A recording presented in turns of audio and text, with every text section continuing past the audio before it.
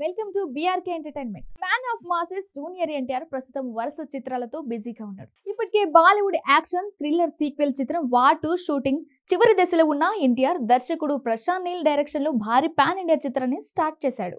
ఈ రెండు సినిమాలతో అభిమానులకు మాస్ ట్విస్ట్ ఇచ్చేందుకు ఎన్టీఆర్ సిద్ధమవుతున్నాడు. ఇక ప్రశాంత్ నీల్ సినిమాకు ఈ ఏడాది చివరి నాటికి ముగించాలని తారక్ ప్లాన్ చేస్తున్నాడు. జూనియర్ ఎన్టీఆర్ హీరోగా నెల్సన్ దర్శకత్వంలో ఒక సినిమా పట్టాలెక్కబోతుంది.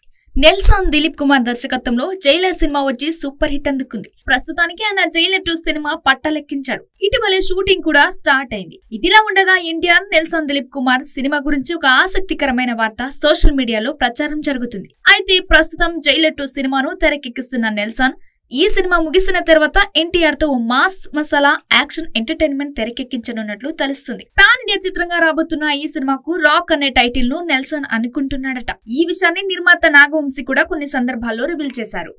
గతేడాది దేవరతో అలరించిన జూనియర్ ఎన్టీఆర్ ప్రస్తుతం బాలీవుడ్ ఫిలిం వార్ 2 తో పాటు ప్రశాంత్ నీల్ డైరెక్షన్ లో డ్రాగన్ మూవీ చేస్తున్నాడు.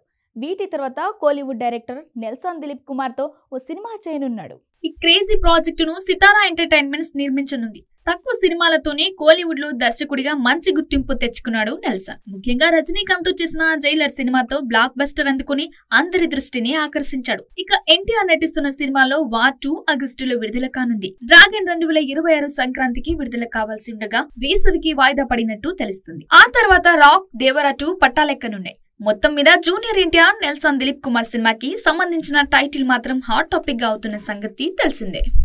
ఇలాంటి మరిన్ని మూవీ అప్డేట్ కోసం బీఆర్కే ఎంటర్టైన్మెంట్ ఛానల్ ని సబ్స్క్రైబ్ చేసుకోండి.